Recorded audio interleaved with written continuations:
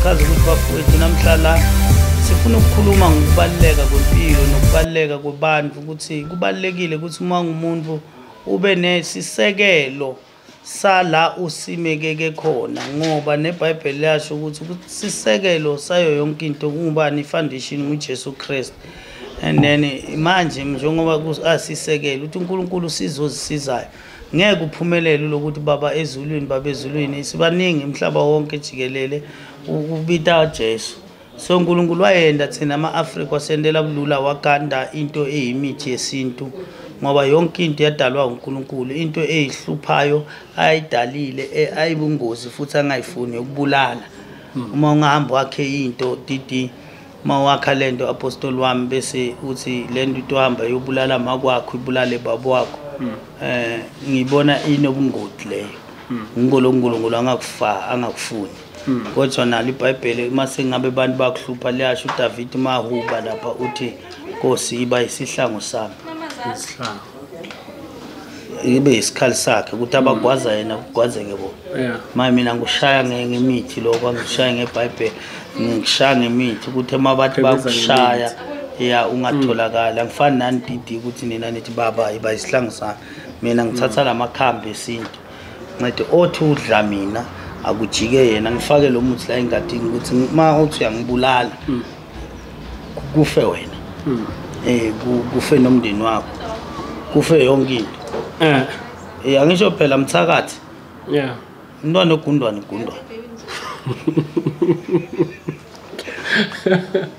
ngeke ijike umntwana ogundwane akuyikati akukhonakali igundwane elincane ligundwane likhulu kundane elikhulu elincane kunogogo so kusho ukuthi mangabe ugogo yagaga kukhona lo mshina so ngcono ushaye konke bese kuba nokuphila phakathi kodwa sikuphasisa isithi ubulala ungabulali sebenza lo mtimbo wakho shuthi Dr. Sisekelo uma usebenza lo mzimba ukubulala or so we protector wena uyaziprotect angithe ngiyachaza ukuthi akusukubulala lokho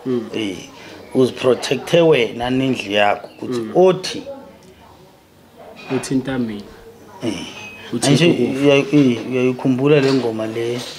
mina nendlu yami siyonkonza uJehova so nami ngamakhambi esintu ngizama kuletha le message ukuthi ngithinte wena uNkulunkulu wami uyongilwela. Ngiyakuzwa Dr. Sisekelo nginibingelele nami babukele emakhaya sisakhuluma loqobo kodwa Dr. Sisekelo njengoba sobuya ubuya ugcokile nasi isiphika ungasichazela kabanzi ngalesiphika ukuthi kena angisho didi mina ngiyakhonza ngiyathandaza kakhulu ngubishop ngibona ngihleli la ngiphinde futhi ngibe isangoma ngishanga induku letimbili ngelitshe lodwa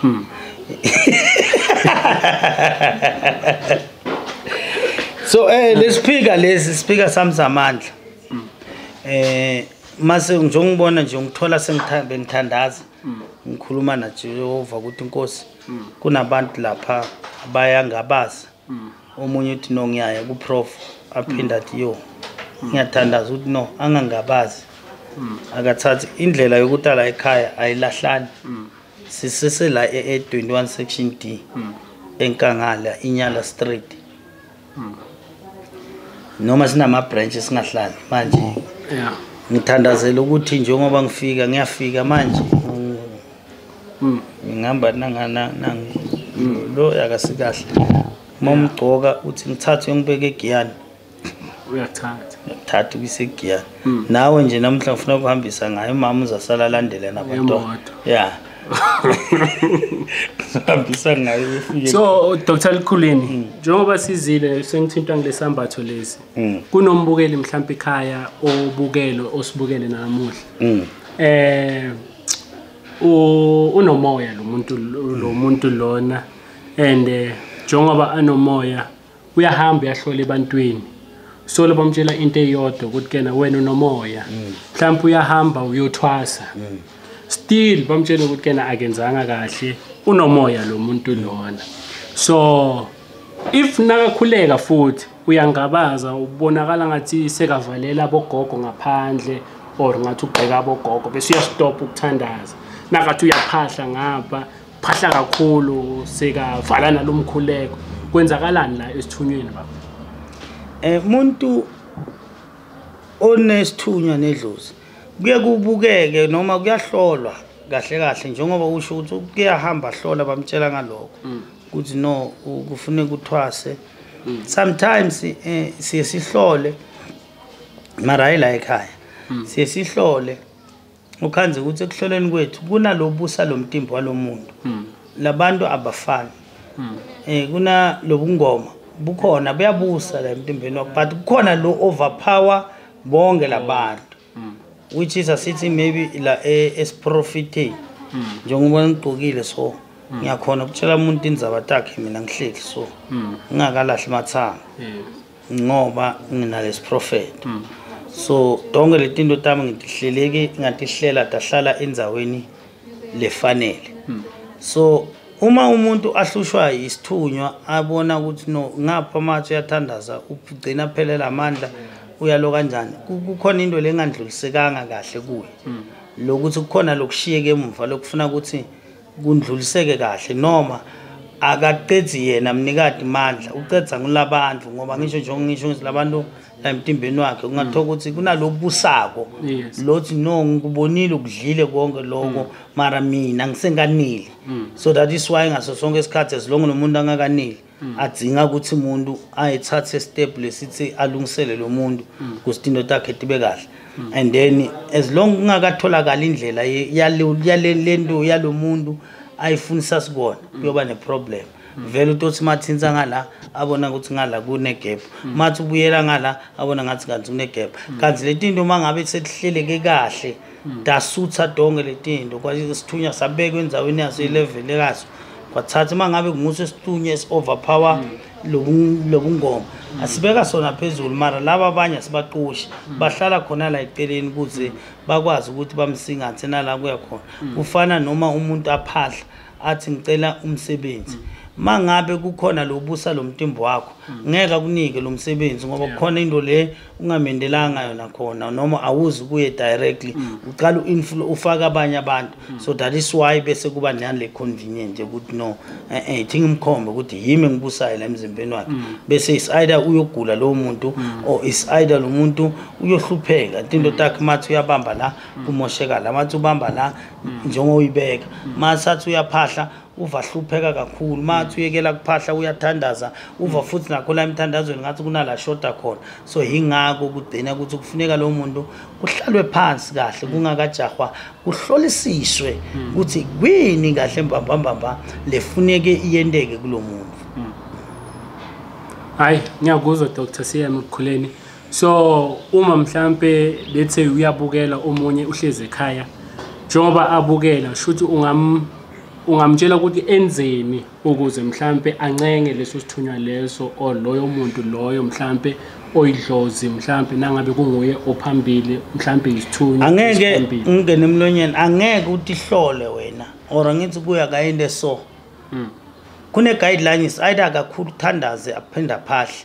acela i-guideline ukuthi ngiphi indlela engifuna ukuhamba ngayo o abuye kithi sine sinokubona ngale sikwati kumhlolisisa lento kahle singayijahanga ngoba lento yokujaha iyahlupha usuka uyende into le wrong kanti usuke waya babi lento inkinga emntwini ngoba letinto tinesikhwele ngenye indlela emangalisayo so kufuna ukuthi ibukisise and futhi sometimes ukhanza ukuthi lento uthi uyayibuka kanti usathifihlile lo muntu ubhacile akasengafuni ukuthi nithole ini ikhambi lakhe so into lenjalo vele tifuna bosaziyo abaziyo abanike ukubona abanikwe ilo kanjani nako bangakujaha ngoba bosuka bakushayele amagobongo kanti akafuni igobongo lo muntu ufuna ibhudla lasemanzini hayi babukeli nimzwile uDr. CM Lukhuleni kibo bonke ke abanezithunywa kibo bonke abanamadlozi leli liphambili or uyahlupheka zonke lezo zinto lezo into okoseko yenze ukuthi kena uye kibo abantu abanolwazi abantu ababonayo ekujuleni abantu abazokusiza. So uDr Khuleni utholakala kuphi? Hayi bafowethu ngila esigodlweni ezinye enkangala 821 section D, ngitholakale futhi eUganda, ngitholakale eMaputo eMatolagara, ngitholakale eSwatini kaManzini, ngitholakale eCape Town, ngitholakale leka Phahlane wakhona le baphahla dira ePulukwa elo eliphalale, ngitholakale futhi nase Lady Smith 45 Queen Street, Old Mutual Building, second floor. Silapho kune office ukhona sesikhumbu 24/7 from Monday to Friday. Ma product atholakala mafuna mina wenze appointment nge 1.5, mafuna ukuze kwezinye zezigodlo zami. Ma account number am nawa, iCapitec account ithi 13620 54796, ithi Professor CM Lukhuleni. Bese futhi atholakala ku Standard Bank ku Dabula Manzi African Medicine, i Standard Bank name yami leyo. Bese ithi account number ithi 10149705903. Ma account number yami leyo, check account leyo i Standard Bank. Umuntu uyafaka nje imali yakhe appointment, asendele proof of payment. Ngisabuyela futhi ngiyaxwayisa TT kunama scam ngaphandle. As long ungasiyo lawo ma account number umuntu atifaka imali, ngicela ubhasoka. And bafowethu sesiyitshintshile inamba, sesisebenzisa inamba ka 081 809 2820. Ama number amasha lawo engiyosebenzisa wona namhlanje, noma kungenzeka kusasa naye bayitshotshe. Ungaphazami ufakise umuntu imali kwenye indlela ongayazi. Ngiyabonga.